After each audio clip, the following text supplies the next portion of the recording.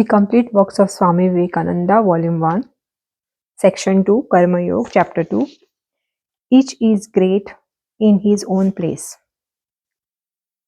Each is great in his own place. According to the Sankhya philosophy, nature is composed of three forces, called in Sanskrit Sattva, Raj and Tamo. These are manifested in the physical world, are what we may call equilibrium, activity, and inertness. Tamas is typified by as darkness or inactive. Rajas is active, expressed as attractions or repulsion, and the sattva is equilibrium of two. In every man there are these three forces. Sometimes tamas prevail. We become lazy, we cannot move, we are inactive, bound down by certain ideas or by mere dullness. At the other time, active prevails, that is rajas, and at still other times, calm balance of both, that is sattva.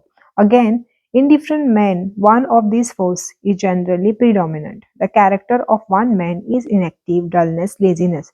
That of other is active, powerful manifestation of energy, and the still another one is we find the sweetness, calmness, and gentleness, which are due to the balance of both actions and inaction.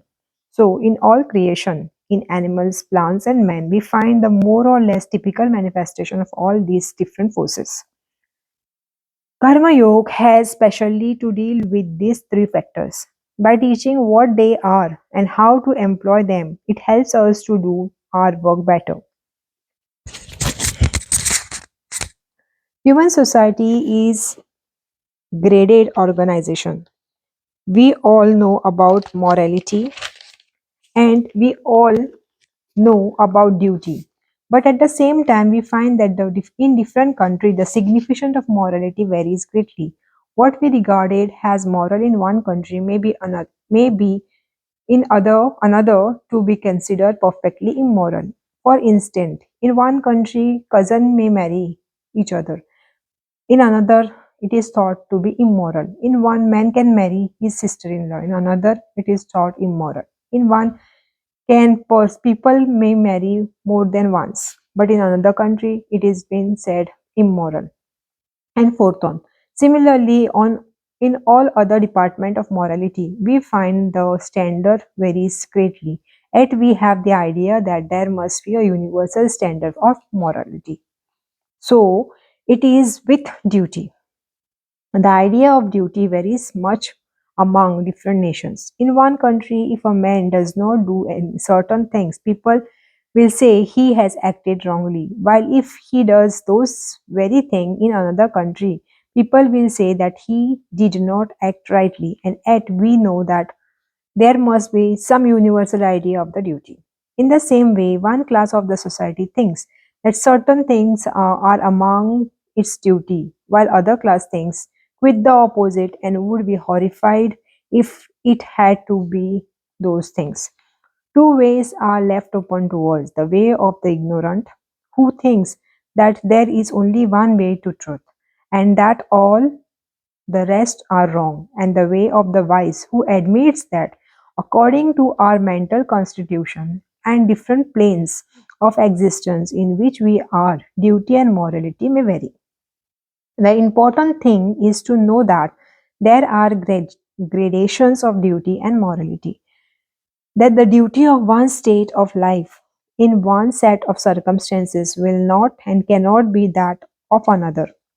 To illustrate, all great teachers have taught, resist not evil, that non-resistance is the highest moral idea. We all know that if a certain number of us attempted to put the maximum fully into practice, the whole social fabric would fall to pieces. The wicked would take possession of the properties and our lives and would do whatever they liked with us. Even if only one day such non-residence resistance are were practiced, it would lead to disaster. Yet intuitively, in our hearts, to hearts, we feel the truth of teaching. Resist not evil. This means to us to be the highest idea. Yet to teach this doctrine only would be equivalent to condemning a vast portion of mankind. Not only so, it would be making men feel that they were always doing wrong and cause in them scurps of conscience in all their actions. It would weaken them, and that constant self-approval would breed more vice than any other weakness would. To the man who has begun to hate himself, the gate of generation has already opened, and the same is true of a nation.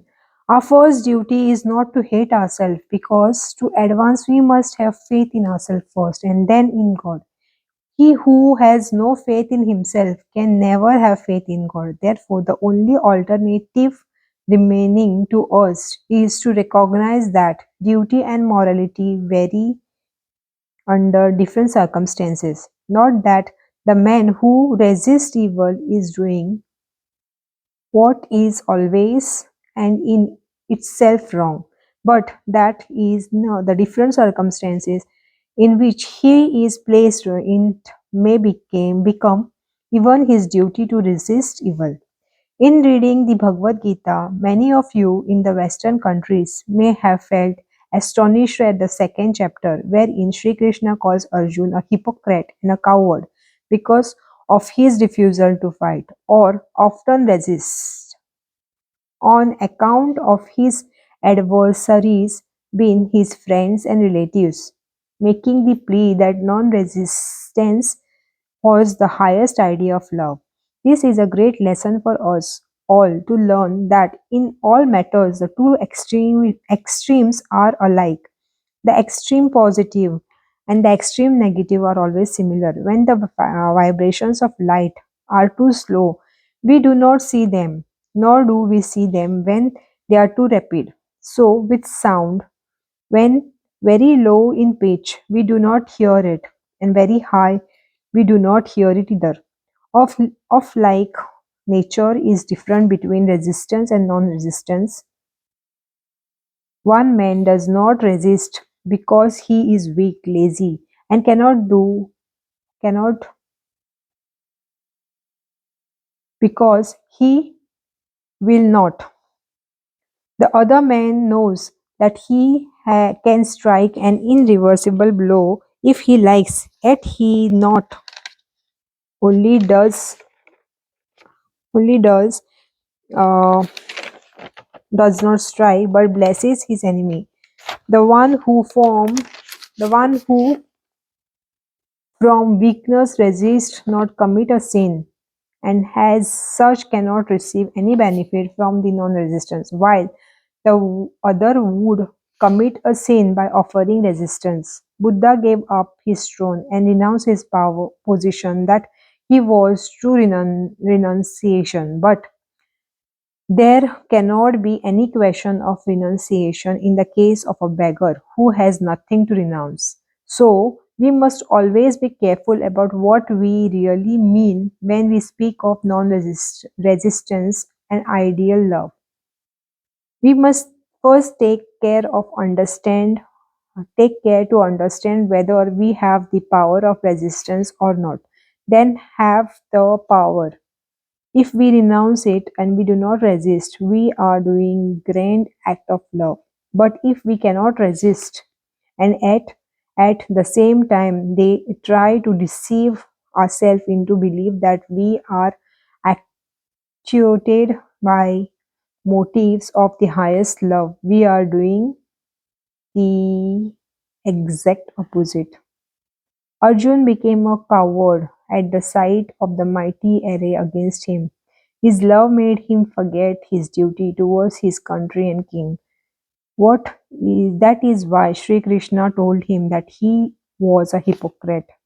Thou talkest like a wise man, but thy action betrayed thee to be a coward. Therefore stand up and fight. Such in the central idea of Karmayoga. The Karmayoga is the man who understands that the highest idea of non-resistance and who also knows that his non-resistance is the highest manifestation of power in actual possession, and also what is called the resistance of evil is put a step on the way towards the manifestation of this highest power, namely non-resistance. Before reaching this highest idea, man's duty is to resist evil. Let let him walk, let him fight, let him strike straight from the shoulders. Then only when he has gained the power of resist will non-resistance be a virtue. I once met a man in my country whom I had known before as a stupid, dull person who knew nothing and had not the desire to know anything and was living in the life of brutal. He asked me what he should do to know God, how he was to get free. Can you tell a lie? I asked him. No, he replied. Then you must learn to do so. It is better to tell a lie than to be brute or a log of wood. You are inactive. You have not certainly reached the highest state, which is beyond all actions, calm and serene. You are too dull even to do something wicked. That was an extreme case, of course, and I was joking with him. But what I meant was that a man must be active in order to pass through activity to perfect calmness. Inactive should be avoided by all means. Active always means resistance. Resist all evils, mental, physical. And when you have succeeded in resisting, then will calmness come. It is very easy to say, hate nobody, resist not evil. But we know that that kind of thing generally means a practice.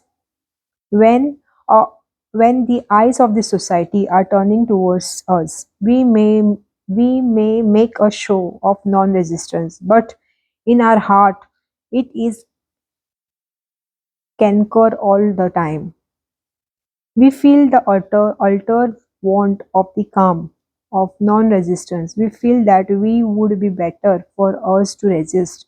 If you desire wealth and know at the same time that the whole world regards him who aims at wealth as very wicked man, you perhaps will not dare to plug into the struggle for wealth, yet your mind will be running day and night after money. This is hypocrisy and will serve no purpose.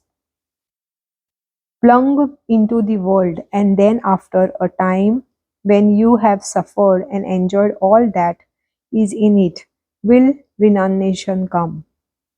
Then will calmness come. So fulfill your desire for power and everything else, and after you have fulfilled the desire, will come the time when you will know that they are all very little things, but until you have fulfilled these desires, until you have passed through that activities, it is impossible for you to know or to come to the state of calmness, serenity, and self surrender. This idea of serenity and renunciation have been preached for thousands of years. Everybody has heard of them from childhood, and yet we see very few in the world who have really reached that state. I do not know if I have seen 20 persons in my life who are really calm and non resistant. I have traveled over half the world. Every man should take up with his own idea and endeavor to accomplish it. That is a surer way to progress than taking up other men's idea which he can never hope to accomplish. For instance, we take a child and at once give him a task of walking 20 miles. Either the little one dies or one of the thousand crawls the 20 miles. To reach the end exhausted and half dead. That is like what we generally try to do with the world. All the men and women in any society are not the same capacity or the same power to do things. They must have different ideas, and we have no right to sneer at their ideas. Let everyone do the best he can for realization of his own ideas. Nor is it right that I should be judged by your standard or you by mine. The apple tree should not be judged by the standard of oak tree, nor the oak by the judge, or should be judged at the standard of the apple tree. To judge the apple tree, you must have the apple standard, and for oak, you should have its own standard. Unity in variety of the plans of creation. However, man and woman may vary individually. There is a unity in the background. The different individual characters and classes of man and woman are natural variations of creations. Hence, we ought not the judge, not to judge them by same standard or put the same idea before them. Such a course creates only an unnatural struggle, and the result is that man begins to hate himself and in hindering from becoming religious and good. Our duty is to encourage everyone in his struggle to live up to his own highest idea and strive at the same time to make the idea as near as possible to the truth. In the Hindu system of morality, we find that this fact has been recognized by very ancient times, and in their scriptures and books on ethics, their different rules are laid down for the different classes of men, the householders, sannyasis, and students. The life of every individual, according to Hindu scripture, has its particular duties apart from what belongs in common to universal humanity. The Hindu begins life as a student, then he marries and becomes a householder. In the old age, he retires, and lastly, he gives up the world and becomes a sannyasi. To teach of those stages of life, certain duties are attached. No one of these stages is intrinsically superior to another. The life of a married man is quite as great as that of the celibate who has devoted himself in religious work. The scavenger in the street is quite as great and glorious as the king in his throne. Take him off his throne and make him to work like a scavenger and see how he fares. Take our scavenger and see how he will rule. It is useless to say that the man who lives out of the world is the great man than he who lives in the world. It is much more difficult to live the life in the world and worship God than to give it up and live a free and easy life. The four stages of life in India have in later times became been reduced to two, that is householders and the monk. The householder marries and carries off his duty as a citizen, and the duty of the other is to devote his energy wholly to religion, to preach and to worship God. I shall read to you a few passages from Mahanirvana Tantra, which treats which treats of this subject, and you will see that it is very difficult task for a man to be householder and perform all the duties perfectly. The householder should be devoted to God. The knowledge of God should be his goal of life.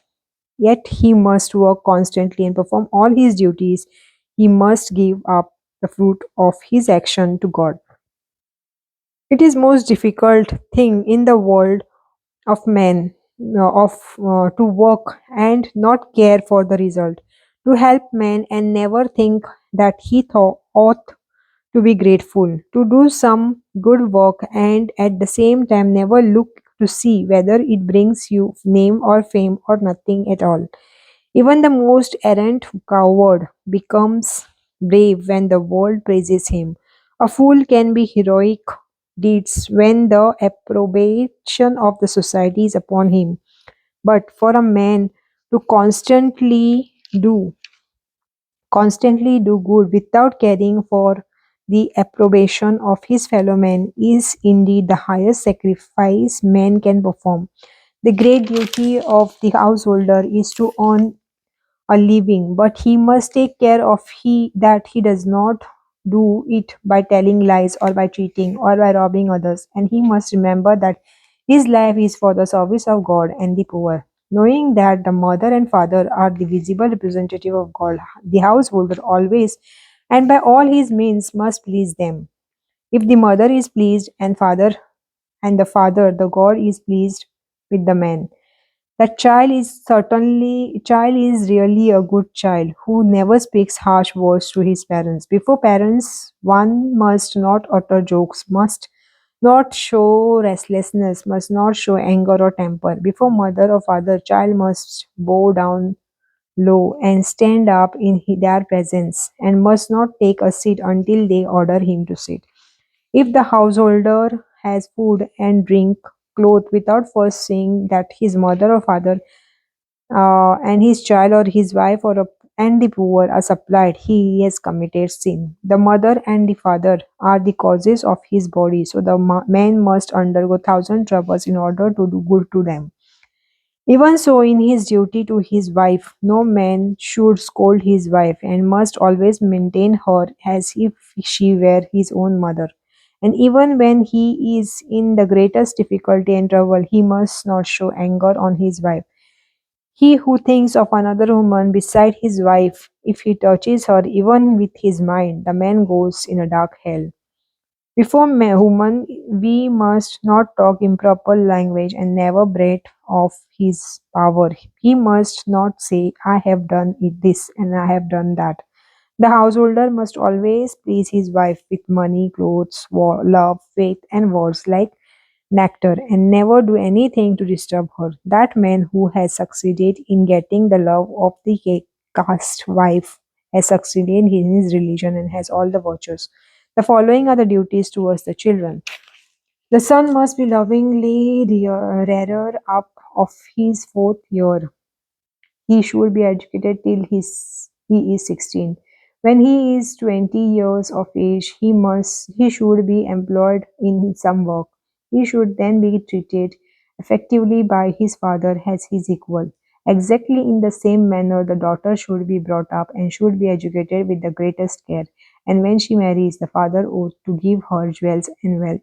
Then the duty of the man is towards his brother and sisters, towards the children of his brother and sister if they are poor, and towards his own relatives, his friends, and his servants. When these duties are towards the people of the same village, then and the poor, and anyone that comes to ask for the help. Having sufficient means in the household does not take care to give to his relatives and the poor and know him to be only a brute. He is not a human being. Excessive attachment of food, clothes, and the tending of the body and dressing of the hair should be avoided. The householder must be pure in heart, clean and in the body and clean in the body. Allah always active and always ready to for work. To his enemies, the householder must be hero. Them he must be resist. That is the duty of householder, and he must not sit down in the corner and wipe and take nonsense and but about resistance. If he does not show himself a hero of to his enemy, he has not done his duty, and to his friend and relatives he must be gentle as a lamb. It is the duty of householder not to pay reverence to the wicked, because if he reverence the wicked people of the world, he patronizes wickedness, and it will be great mistake if he disregards those who are worthy of the respect, the good people. He must not be gushing in his friendship. He must not go out on the way making friends everywhere. He must watch the action of the man he wants to make friends with and their deeds with other men, reason upon them, and then make friends. These three things he must not talk of. He must not talk in public of his own fame. He must not preach his own name or his own power. He must not talk of his wealth or anything that has told him privately. A man must not say he is poor, that he is wealthy, or he is wealthy. He must not brag of his wealth. Let him keep his own counsel. This is his religious duty. This is not mere worldly wisdom. If a man does not do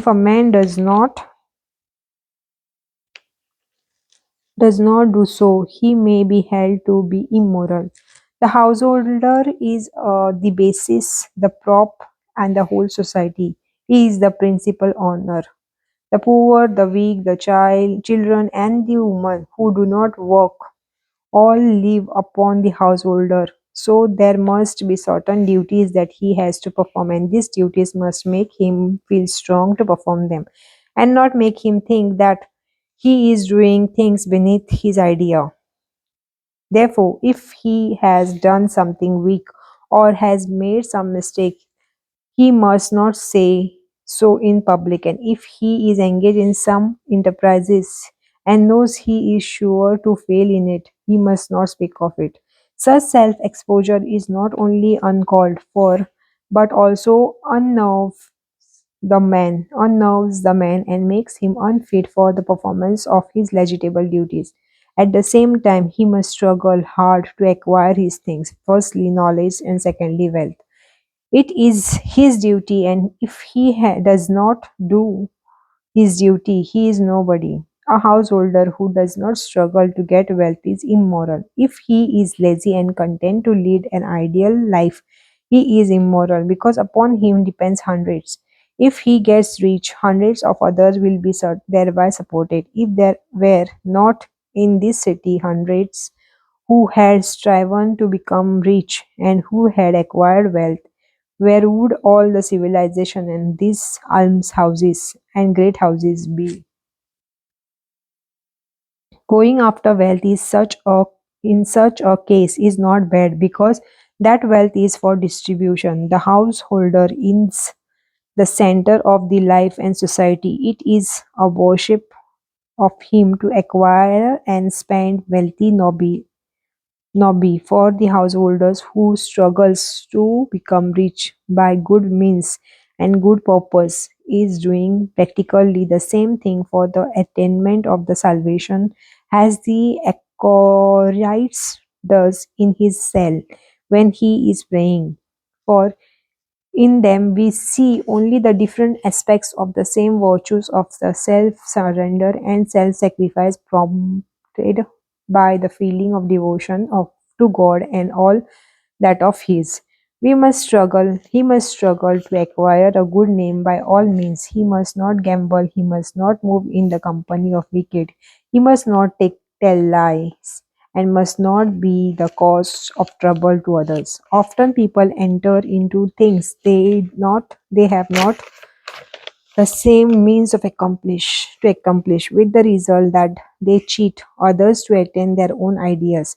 Then there is in all things the time factor to be taken into consideration. What at one time might be a failure would per- perhaps at another time be a very great success. The householder must speak the truth and speak gently, using words which people like, which will do good to others, nor should he talk of his business of others. The householder by digging tanks, by planting trees and on the roadsides, by establishing rest houses for men and animal, by making roads and building bridges, goes towards the same goal as the greatest yogi.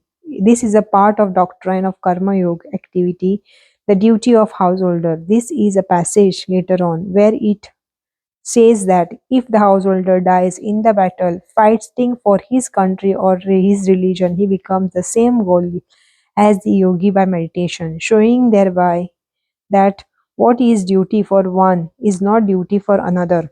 At the same time, it does not say that this duty is lowering and the other elevating. Each duty has its own place, and according to the circumstances in which we are placed, we must perform our duties. One idea comes out of all ideas of all this, the condemnation of all weakness. This is a particular idea in all our teachings, which I like either in philosophy or in religion or in work.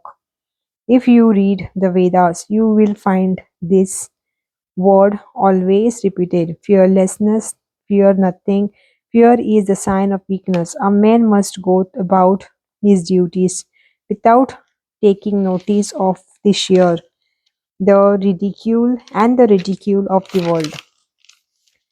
If the man retires from the world to worship God, he must not think that those who live in the world and work for the good of the world are not worshipping God. Neither must those who live in the world for wife and children think that those who give up the world are low vagabonds. Each is great in his own place. This thought I will illustrate by a story. A certain king used to inquire of all the sannyasis that came to his country, which is a great man. He who gives up the world and becomes sannyasis, and he who lives in the world and perform his duties as a householder. Many wise men sought to solve the problem. Some asserted that the sannyasis was great, upon which the king demanded that they should prove their assertion. When they could not, he ordered them to marry and become householders. Then the others came and said, the householder who performs his duty is a great man. Of them too, the king demanded the proof, and when they could not give them proof, he made them to also settle down as the householders. At same time, at last there came a young sannyasi, and a king similarly inquired of him also. He answered, O king, O king is equally great in his own place. Prove this to me, asked the king. I will prove it to you, said the sannyasi, but you must first come and live as I do for the few days, and that I may be able to prove to you what I say. The king consented and followed the Sannyasi out of his own territory and passed through many other countries until they came to the great kingdom.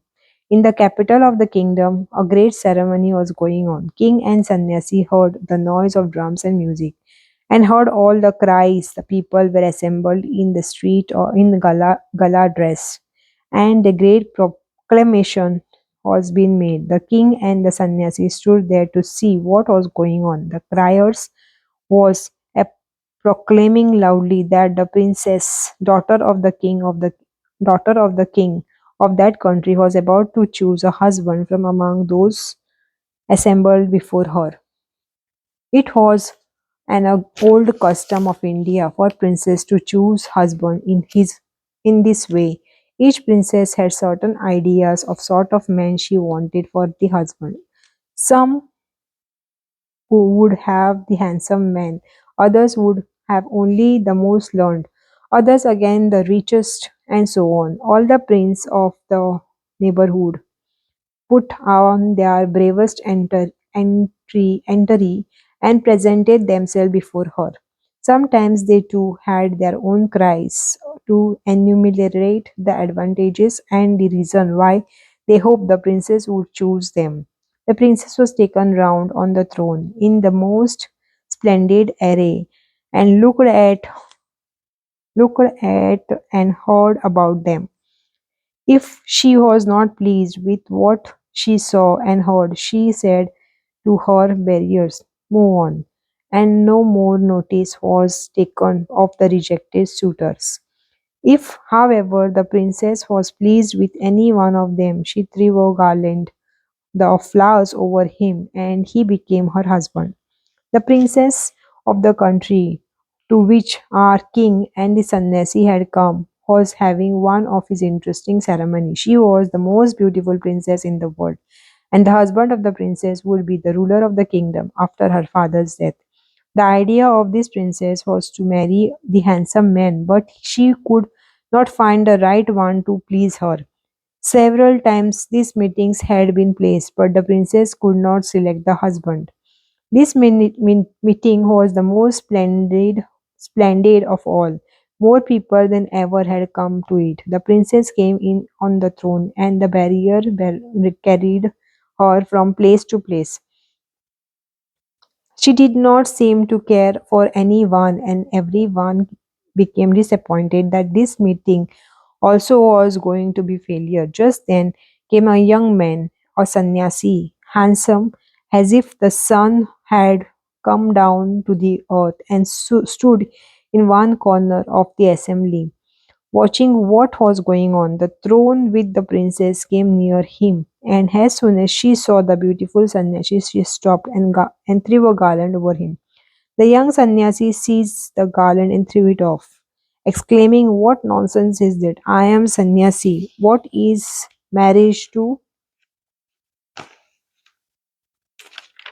me?" The king of the country thought that perhaps this man was poor and so dare not marry the princess, and said to him, "With my daughter goes half my kingdom now, and the whole kingdom after my death," and put the garland again on the sannyasi. The young man threw it off once more, saying, "Nonsense, I do not want to marry," and walked quickly away from the assembly. Now the princess had fallen so much in love with the young man that she said, "I must marry this man or I shall die." And she went after him to bring him back. And then uh, our other sannyasi, who had brought the king there, said to him, "King, let us follow this pair." So they walked after them, but at the good distance behind. The young sannyasi, who had refused to marry the princess, walked out into the country for several miles. When he came to the forest and entered into it, the princess followed him, and the other two followed them.